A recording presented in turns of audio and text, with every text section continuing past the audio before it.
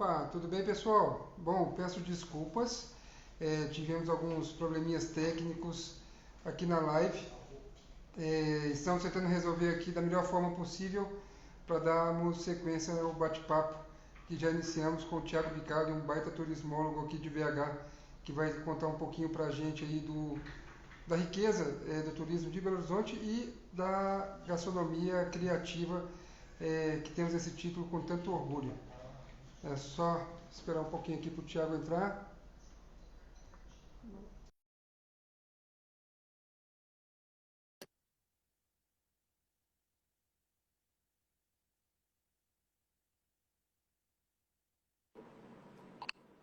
Olá, Oi, Gustavo. Thiago.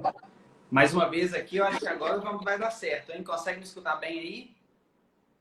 Aqui para mim está tudo bem. Eu acho que agora a gente vai conseguir dar sequência aí à nossa live aqui pela Love Wine. Vamos Perfeito, lá? perfeito. Gostaria de aproveitar e acolher todo mundo que está aqui com a gente, todo mundo que está acompanhando aí, e retomando um pouco do que a gente estava discutindo, que a gente estava conversando, eu gostaria de exaltar um pouco do título de Belo Horizonte como cidade criativa da gastronomia. Esse título para nós é muito importante, Gustavo, porque posiciona a cidade dentro de uma perspectiva múltipla, ampla, dentro do segmento cultural, uma vez que a economia criativa ela é diversa e aberta a inúmeras possibilidades. Então, como a gastronomia é um dos segmentos, né, dentro desse cenário, nós temos aí um valor muito grande a agregar, tanto para o morador da cidade de Belo Horizonte, quanto para o turista. E vale a pena retomar um pouco da história de como surgiu esse título.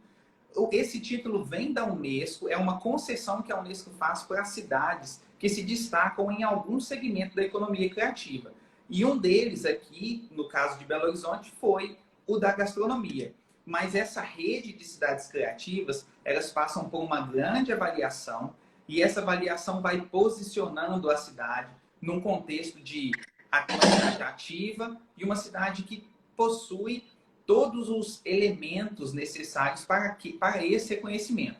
Então, primeiro de tudo, é pensar que todo o processo da alimentação é envolvido na gastronomia. Nós temos desde o produto in natura, né, no caso dos vinhos que nós tanto amamos, né, a uva, que é a base de todo o processo de preparação desse material, como também vários outros elementos que, preparados e manipulados, se transformam em belos pratos que chegam à mesa de quem visita a cidade de Belo Horizonte, de quem está por aqui.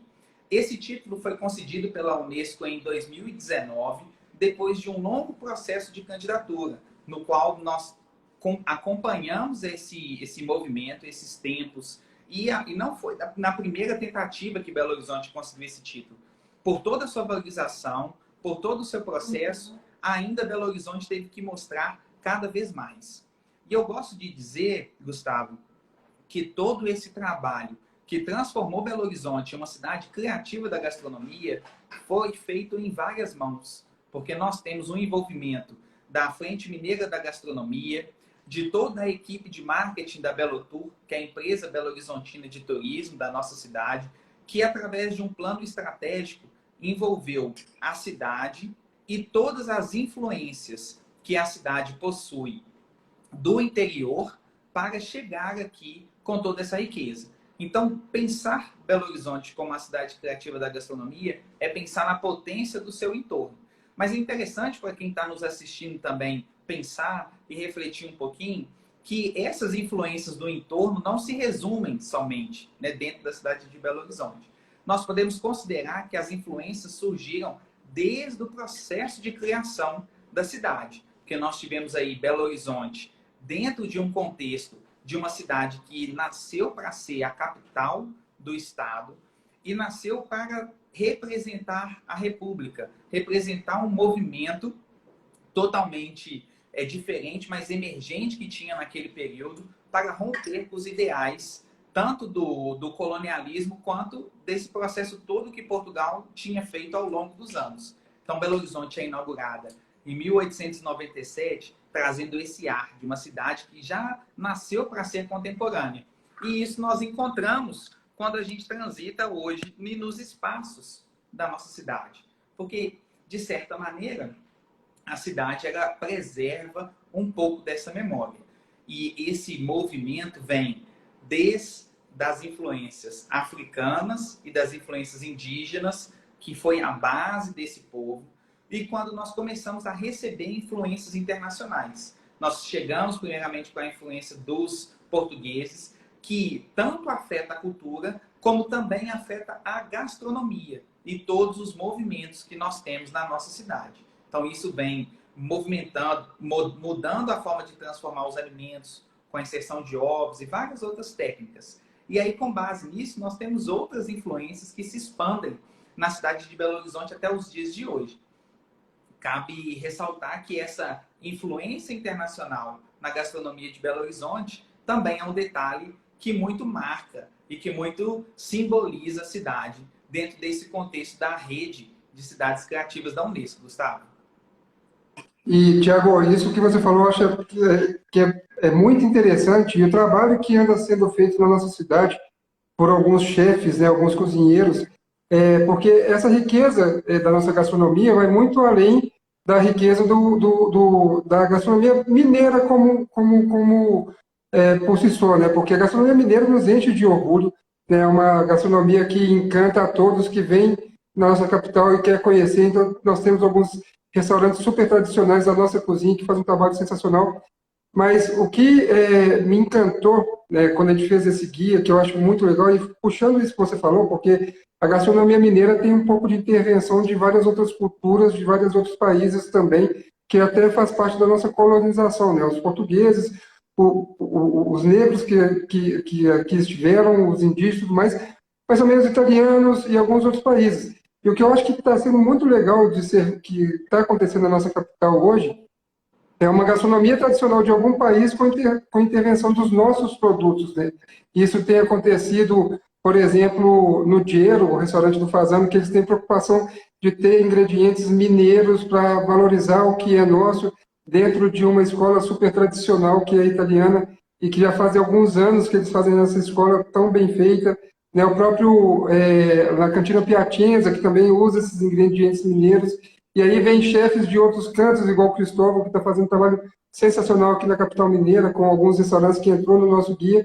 Então, essa mistura, eu acho que faz parte desse prêmio de gastronomia criativa que nós temos, né? Essa aceitação de misturas de ingredientes com uma cultura, com uma escola legal, assim, que tem de todos os cantos, né? Eu acho isso muito interessante.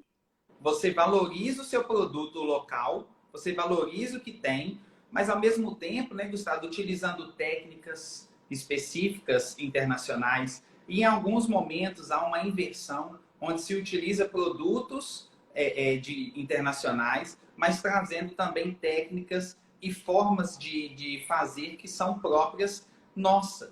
Então, pensar, por exemplo, uma cidade criativa da gastronomia, a gente nos ajuda a pensar um modelo de cozinha mineira. Nós temos o costume Sim. de dizer assim, a cozinha francesa, né, a cozinha italiana, que já tem todo um processo, toda uma tradição, como muito bem você disse. Então, hoje, eu acho que é um exercício de buscar entender como que Minas Gerais, ela também tem um jeito de fazer, tem uma forma que poderíamos dizer que é a nossa mineiridade, que faz toda essa influência. E que para os amantes de vinhos que estão nos acompanhando, por exemplo, hoje, cabe pensar que pensar em vinho sempre é bom também se pensar no acompanhamento. Então, nós pensamos o Love Wine no sentido de o vinho, que casa também com esses pratos e que casa com a cidade onde ele acontece, né? Dentro desse universo de Belo Horizonte, que propicia esse evento como um evento em destaque, uma vez que ele já acontece, mesmo assim, né, nesse formato virtual, dentro de um contexto de uma cidade que é totalmente acolhedora e que foi pensado ao longo dos anos dentro dessa influência de vinhos e também da boemia, não é mesmo, Gustavo? Ah, com certeza. Eu acho que é trabalhar com o que há de melhor no nosso quintal, com nossos insumos, né, com alguns produtos que a gente tem muito orgulho, com técnicas muito bem feitas de várias escolas de gastronomia. Eu acho que a chance de dar errado é muito pequena, né?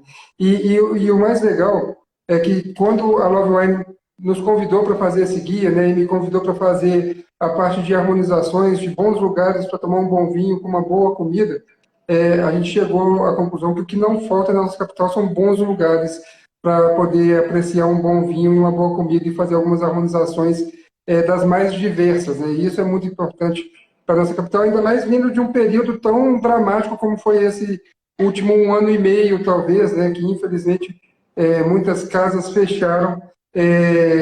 O nosso segmento sofreu muito de eventos, de restauração e tudo mais, e ver que essa pandemia que está começando a findar, né? Assim esperamos. Ainda tem muita coisa legal para a gente poder explorar, no bom sentido da palavra, visitar e prestigiar, né? Mas, Tiago, vamos falar um pouquinho do guia como um todo, porque no guia eu acho que é um guia pensando para turista, mas mais para Belo Horizontino do que para turista, né? Eu cheguei a essa conclusão já no início do guia, assim, quando a gente fala assim, guia de pontos turísticos de BH, a gente já pensa em pessoas que estão visitando a nossa capital. Mas eu sou mineiro, mas do interior, mas vim para Belo Horizonte muito cedo, então eu me considero como um Belo Horizontino. E muitas coisas fazendo esse guia que eu fiquei pensando, que faz muito tempo que eu não vou visitar e rever algumas coisas, né? Mas vamos começar a falar de alguns pontos turísticos aqui que a gente cita no guia, para a gente falar um pouquinho de pontos próximos a esses locais para apreciar um bom vinho, vamos lá? Com certeza, Gustavo. Eu acho que o guia Love Wine, um guia turístico, primeiro ele deve ser útil. Então, pensar em um guia turístico é pensar na utilidade desse guia, em um guia que é possível você folhear ou mesmo rolar, né, no caso dos guias virtuais, como é muito comum hoje e muito expressivo dentro do nosso caso, e encontrar boas opções para o que você pretende visitar na cidade. Então, eu acredito que vários colegas que estão aqui não conhecem também todas as casas que estão citadas lá, casas, restaurantes de belíssima qualidade. Também não conhecem algumas localidades, os espaços museais, as praças, os parques, né, próximos desses lugares, que convida tanto o turista quanto o morador a visitar a cidade e a conhecê-la melhor. Eu costumo dizer que uma cidade positiva para o turista é uma cidade também positiva para o morador. O morador precisa de ser também o embaixador daquela cidade, mostrando tudo que a cidade tem de melhor. E um dos profissionais também que faz todo esse trabalho é o guia de turismo, que também aproxima aquele visitante da realidade dos moradores que vivem naquela localidade. Assim é possível, de fato, experienciar ou viver de uma maneira mais intensa a cidade, né? Como a gente tem nessa perspectiva de Belo Horizonte. E eu gostaria de começar, dentro desse contexto, falando de um lugar que também tem uma chancela importante da Unesco, que foi o Conjunto Moderno da Pampulha, onde nós consideramos hoje, como ao redor da lagoa, como um patrimônio cultural da humanidade. Muitos de nós, belo-horizontinos, não conhecemos ou não sabemos a amplitude que aquele conjunto tem. Porque durante muito tempo, esse conjunto foi conhecido como Conjunto Arquitetônico da Pampulha. Porque todos nós lembramos de Oscar Niemeyer e de todo o trabalho que ele fez ali.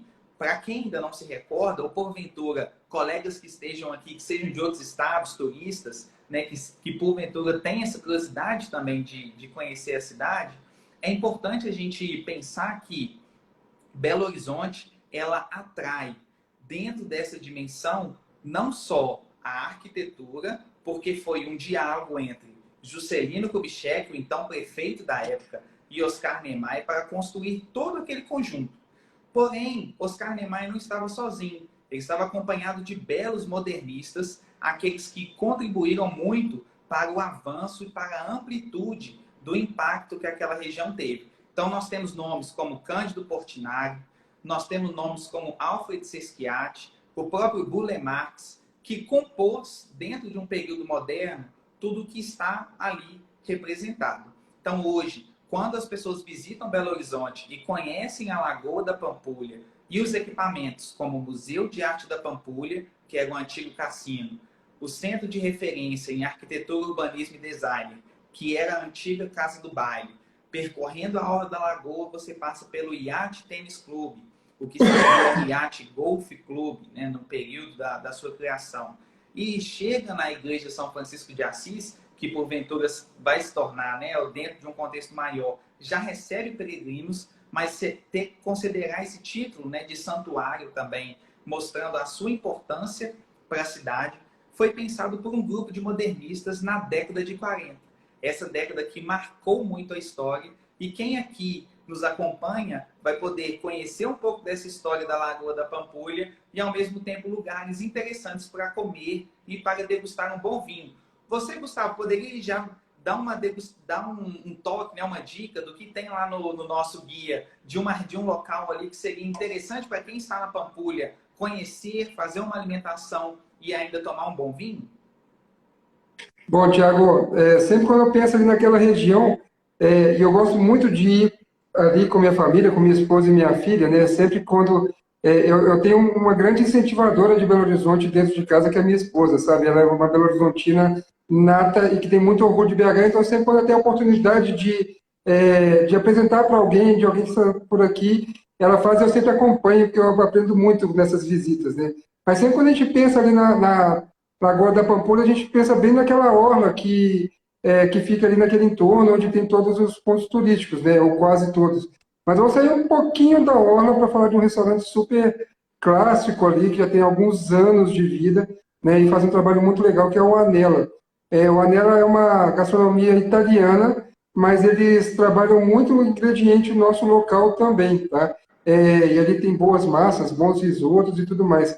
Mas eu sugeri no guia, inclusive, não um prato específico, mas uma entradinha do Anela, e depois eu fiquei sabendo por um grande amigo sommelier, o Luciano Contarini, que foi um dos sommeliers que me ajudou a fazer a brincadeira aqui desse guia, de fazer algumas sugestões, que a bracciola, que é uma entradinha à base de carne suína deles, carne de porco, é uma das entradas mais clássicas que tem no Anela. Já tem alguns bons anos que a receita é a mesma, então acabou virando meio que uma referência deles, né? E com essa bracciola eu sugeri também um vinho italiano para pegar um pouco do apelo regional, que foi um Nero d'Avola, que nós aqui do Brasil exploramos pouco. O Nero d'Avola é uma uva específica que funciona muito bem ali no sul da Itália, e é um Nero d'Avola da Sicília, para ser mais exato, que eu estou indicando lá no nosso guia, o Love Wine, para harmonizar com esse bracciola. Então, ali da Orla da Lagoa, eu vou ficar com a Anela pela tradição, pelo clássico que é, e é uma boa pedida para quem estiver naquele lado dali, viu? Com certeza, só de você falar já me deu água na boca de entender toda essa riqueza que o espaço tem, né? E é um espaço realmente interessante, né? Dentro de alguns contextos de grupo ou mesmo de público individual, é muito comum a gente indicar e trabalhar esses lugares que trazem o desejo do turista de experimentar uma boa gastronomia de alguma região ou algum sabor diferente, né? E aí, trazendo essa perspectiva do vinho, dos amantes de vinho, isso fica cada vez melhor, né? E se falando ali, nós estamos ali dentro desse contexto da Pampulha, mas a gente poderia sair um pouquinho dessa região e indo ao centro da cidade de Belo Horizonte, logo na região central de Belo Horizonte, nós temos um espaço que é muito relevante para a cultura da cidade, que é o Palácio das Artes. O Palácio das Artes leva esse nome sofisticado, mas ele realmente é um palácio, porque ele reúne todos os estilos artísticos, né? Nós conseguimos, em o mesmo espaço, vivenciar ou ter relações com a arquitetura, com o teatro, com a dança, com o cinema, com a literatura, com a pintura, com a escultura. Sempre todas as manifestações artísticas se encontram naquele espaço de grande potencialidade. Ao mesmo tempo que fica próximo do Parque Municipal Américo René Janete, uma grande área verde, onde nós conseguimos também vivenciar vários eventos na cidade, né? Apresentações musicais, uma lagoa bonita, um espaço para você caminhar também na cidade.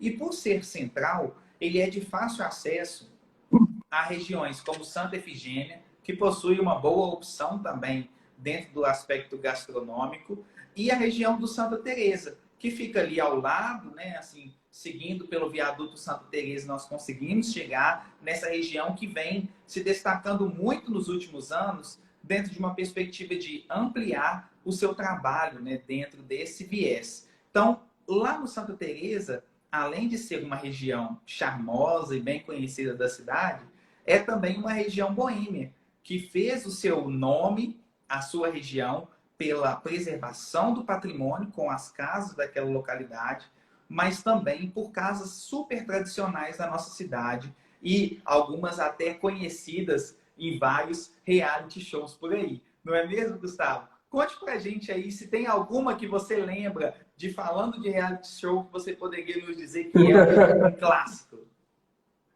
Bom, Tiago, ali naquele pedacinho tem muita coisa boa para a gente poder explorar, hein? Quando você pega Santa Efigênia, já tem coisas interessantíssimas para a gente trabalhar de gastronomia, alguns trabalhos recentes também que chamam atenção. Mas vamos falar de Santa Teresa, então, que você citou aí. Eu moro mais ou menos perto do Santa Teresa, então é uma região que a gente gosta muito de ir também. E ali tem alguns restaurantes super clássicos, e um detalhe da boemia de Santa Teresa, se eu não estiver enganado, me corrige aqui, pessoal, se eu falar alguma besteira, mas foi ali na Santa Teresa que surgiu o Clube da Esquina, que marcou tanto a nossa cultura musical, né, e que faz, que são músicas que tocam até hoje, principalmente aqui na capital mineira. Então, Santa Teresa tem um significado para nós, belo-horizontinos, muito forte, né? Muito forte, até mesmo fora da gastronomia, né? E é sensacional o trabalho que tem ali.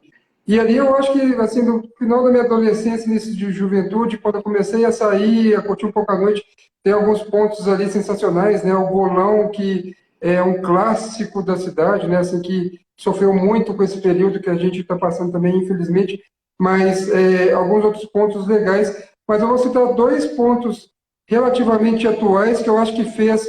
Tem a Parada do Cardoso ali na Santa Teresa também, que faz um trabalho com pizzas e calzones sensacionais. Do meu ponto de vista, um dos melhores calzones da cidade está ali na Parada do Cardoso, ali na Santa Teresa, faz um trabalho bacana. Mas dois restaurantes assim relativamente novos para a idade de Santa Teresa, para a tradição da Santa Teresa, né?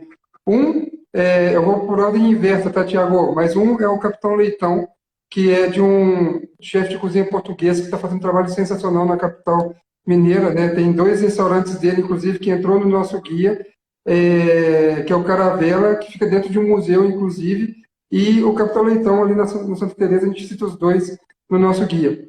E o outro, quando você falou de reality show, é o Birosca, né, da Bruna, que fez um trabalho sensacional no último reality show que ela participou, do Mestre Sabor.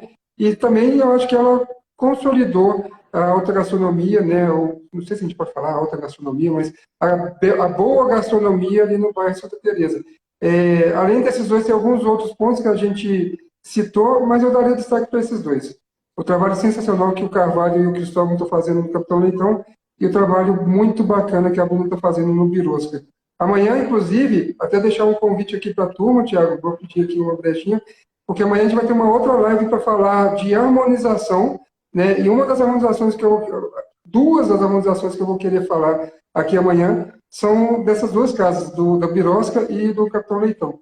Do Birosca, inclusive, com o vinho mineiro, que eu acho que vocês vão gostar de escutar a história.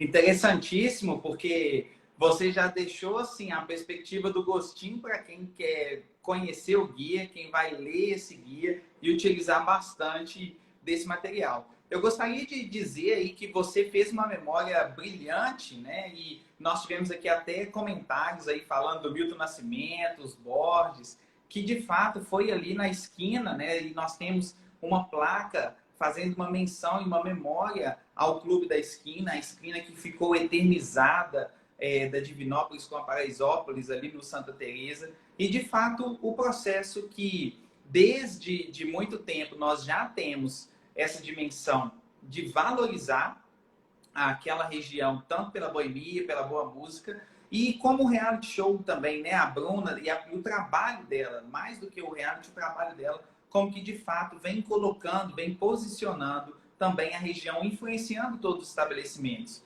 Porque isso é o que a cidade precisa, né? De todos os estabelecimentos unidos, juntos, para superar momentos difíceis. Como você disse, nesse momento de pandemia, de fato, foi algo que para os bares e restaurantes que estão acostumados com fluxo, né, tiveram que se adaptar fortemente para fazer as suas adequações e superar essa etapa. Então, para a gente é de fato algo que hoje dizer e falar sobre esses espaços é um grande reconhecimento do valor que cada um e cada uma que trabalha no setor da gastronomia, no setor de turismo, no setor de eventos, fez para a gente conseguir ter essa dimensão de uma cidade com esse valor e ainda com essas ofertas positivas, né? Saindo, então, vamos continuar aí caminhando pela cidade, né? Já que... Nosso passeio por Belzonte. Exatamente, por BH. Eu gosto muito de BH. BH é o nosso jeitinho carinhoso também de dizer do nome Com da certeza. cidade. E, além disso, pensar o seguinte, a cidade ela é tão múltipla porque nos leva até o Santa Teresa, Santa Efigênia, através da região central, mas a gente também deslocar para um sentido, né, subindo ali a Rua da Bahia, rua famosa por vários contextos aí, né, que nós temos ao longo dos anos, nós vamos chegar na Praça da Liberdade, que possui diversos equipamentos turísticos e culturais relevantes para a nossa cidade e que são hoje uma grande oferta para quem visita. Sem contar que ao entorno dessa região, nós temos várias opções de bares e restaurantes que complementam aquelas pessoas que visitam.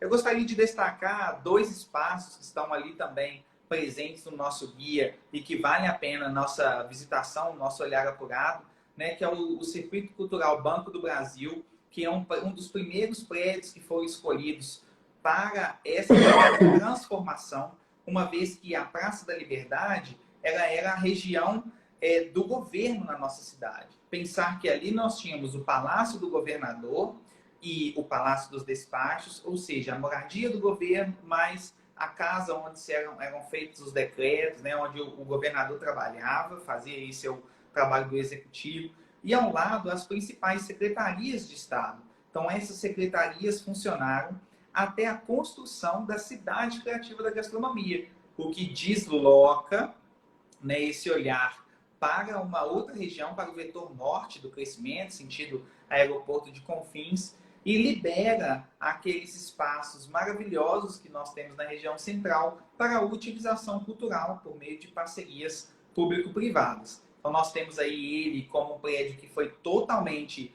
reformulado e seu uso totalmente transformado, né? Cabe ressaltar que em CCBB só existem 4 no Brasil, sendo um deles aqui orgulhosamente, na nossa cidade.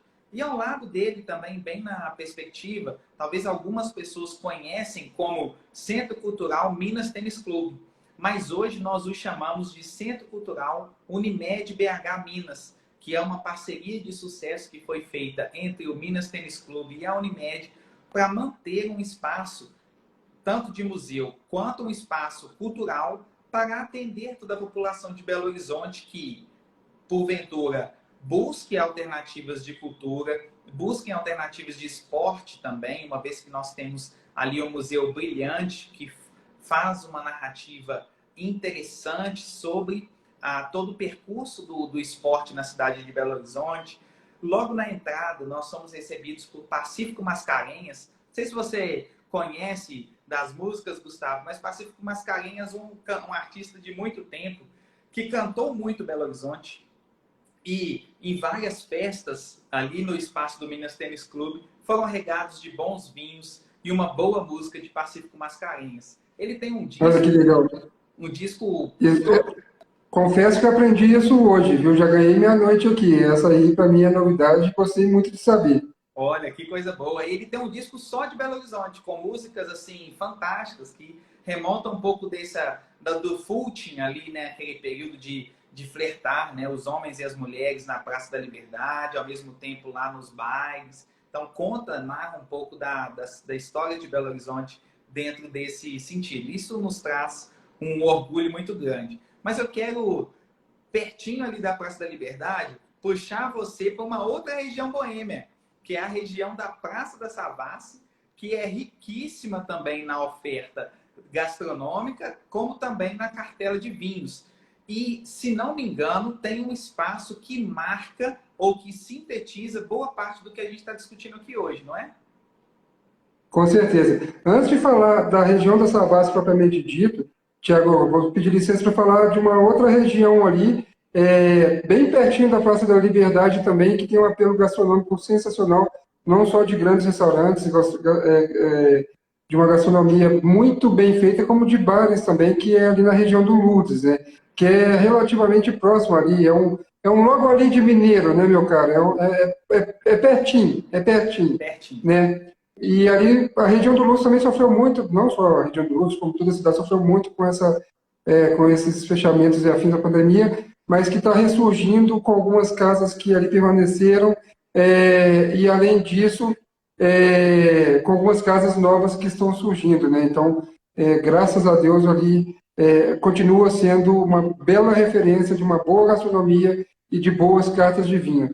Mas indo para Savassi, eu acho que o que você queria, que você puxou para eu falar, é do Cabernet Botequim, meu amigo. Eu acho que se eu não estiver enganado, o Cabernet Botequim foi o principal não, foi o responsável, foi o precursor dessa história de bares de vinho aqui. E eu tive a oportunidade de ver essa história surgindo de perto. Eu considero o Pablo, que é um dos proprietários lá, como um grande amigo que o mundo dos vinhos me deu, né? E ele fez um trabalho muito bacana ali de criar a identidade do Cabernet Botequim, que no primeiro momento era para ser um bar só de petiscos e taças de vinhos, mas que tomou uma proporção muito maior e não para de crescer e enche a gente de orgulho, né? Eles fazem um trabalho muito bacana. O Cabernet Botequim entrou no nosso guia também. Eu coloquei do Cabernet um vinho brasileiro que me enche de orgulho, que também é uma das principais vinícolas que nós temos no Brasil hoje, que é a Pisato. E ele tem uma linha Falso, que é uma linha de entrada, mas que é uma linha de entrada, mas vinhos já de qualidade muito, muito boa. E se eu não me engano, eu posso estar enganado, mas eu sugeri a harmonização desse falso rosé com um arroz de bacalhau que eles têm lá no Cabernet Botequim, que é muito bom. E as entradinhas deles aí também funcionam muito bem, viu? Às vezes a pessoa não quer jantar ou almoçar, mas quer ficar petiscando, tomando um bom vinho. A seleção deles é muito bacana. Vale muito a pena. Não sei se você concorda comigo, mas eu acho que a harmonização, alguns vinhos traz, sim, claro, ou anota para alguns determinados pratos, mas as pessoas também constroem várias harmonizações que agradam o paladar, né? Então, nós vamos dentro dos petiscos ali, talvez grandes possibilidades também de se unir isso, né? Sim, Tiago, eu sempre falo que vinho, além de ser uma bela bebida para harmonizar com comidas, é um baita elo socializador, né? Então, quando a gente fala de harmonizar, a gente tem que falar, antes de mais nada, harmonizar pessoas. Essa história de ter pessoas no entorno, né? Desde que o vinho é vinho no mundo, ele nasceu para socializar, para unir pessoas próximo de uma boa mesa, de uma boa comida. Então, o vinho, ele harmoniza antes da própria comida, harmoniza pessoas, né? Faz esse trabalho socializador muito bem feito. O Luciano Contarini, que é um baita sommelier que a gente tem aqui na cidade, está falando que o Pacífico, que você citou aqui, é o pai do Lito, e o Lito é um grande cliente que nós temos, nós sommeliers temos na cidade, sabe o que é uma boa gastronomia, uma boa bebida, e sempre é uma figura comum assim nos bares e restaurantes. Eu não sabia, Luciano, bom falar, bom saber aqui, que legal. Interessante esses encontros, né? Olha só, a gente vai E, buscando mesmo na memória e vendo o quanto que a cidade por si só, na sua cultura, nos envolve, né? Nós fazemos parte da cidade, né? Nós somos a cidade nesse contexto de viver os espaços, de explorar bem toda essa riqueza e saber esse detalhe, né, que o Luciano compartilhou conosco também é um fato que traz para não, muito legal. O Lito é uma figura muito comum, assim, sabe? E sempre muito bom recebê-lo e poder atendê-lo.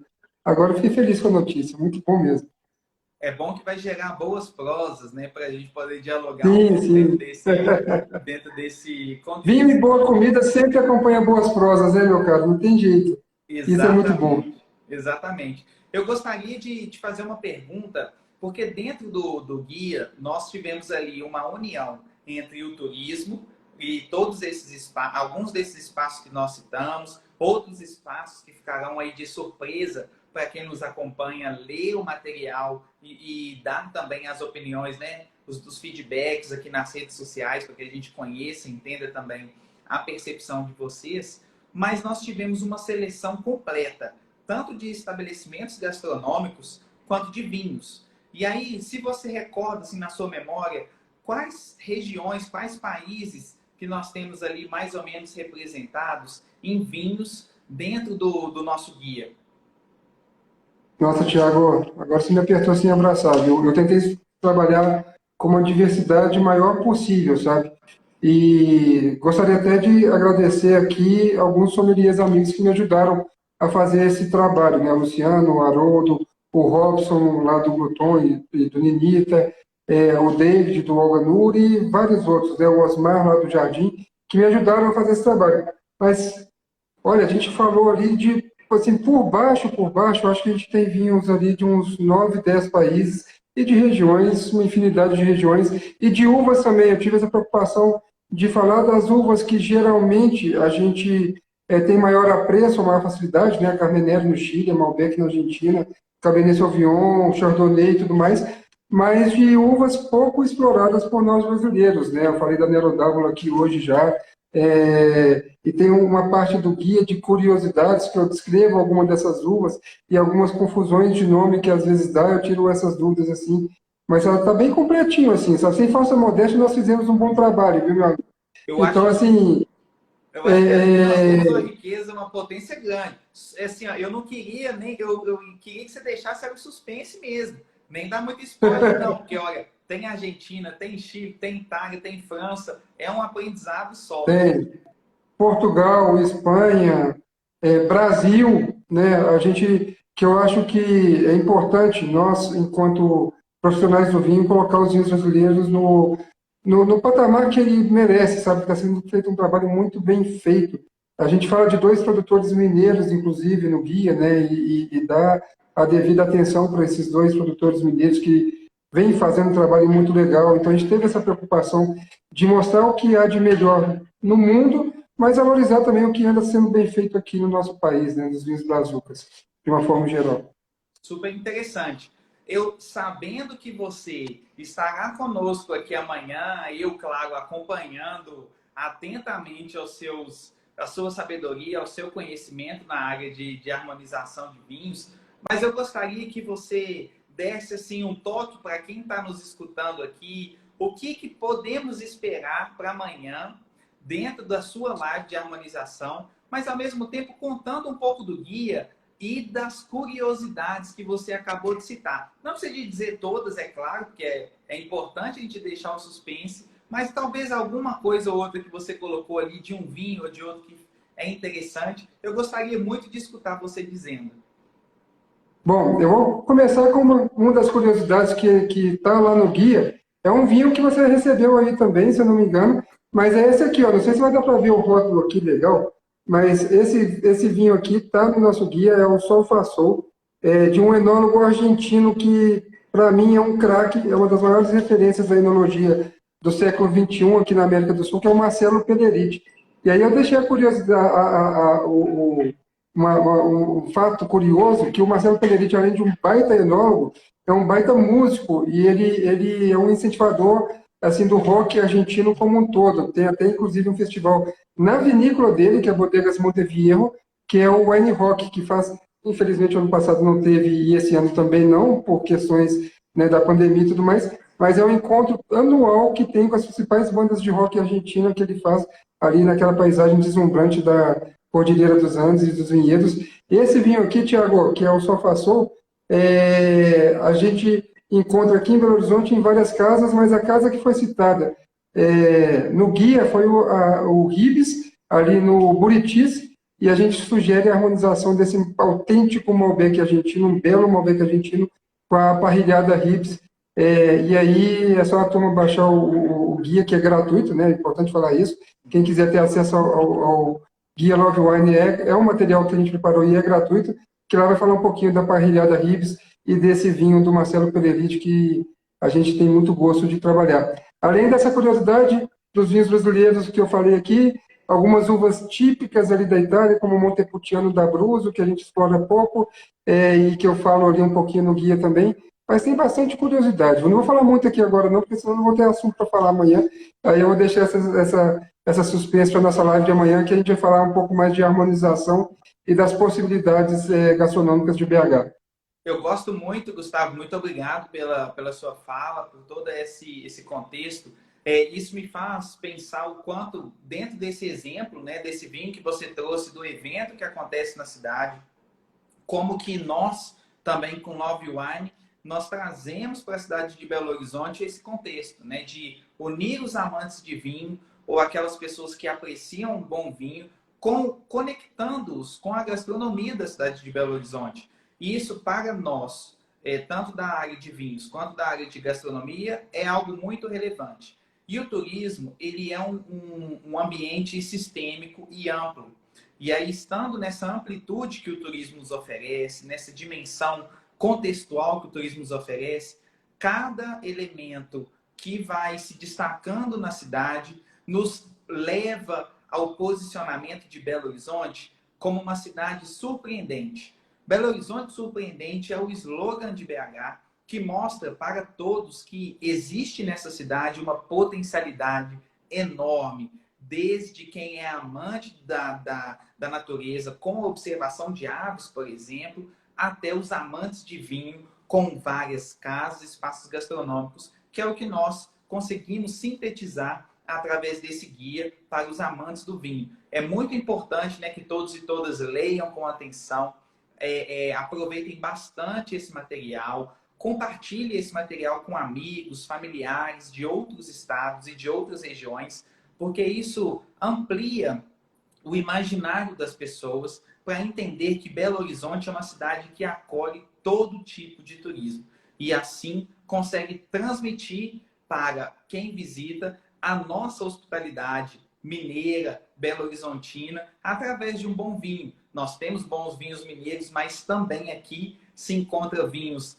internacionais que, de fato, marcam um pouco dessa experiência na nossa cidade, né? De uma maneira geral, e isso é algo que me conecta muito com a cidade, e saber que o cuidado, todo o cuidado para que esse território fosse bem representado no guia, nós temos com uma oferta também cultural e turística para quem quer conciliar a visita à cidade, ou uma boa gastronomia, uma boa comida e um bom vinho. Com certeza. E, Tiago, queria aproveitar o ensejo, já que você falou tão bem de BH, né, não tem como ser diferente, mas agradecer à Prefeitura de Belo Horizonte, né, que, por intermédio da Belotour, patrocinou esse guia, fez esse material dar vida para esse material, né, e eu acho que isso é muito importante, ter esse reconhecimento, né. Nosso muito obrigado aqui para poder dar vida a essa história.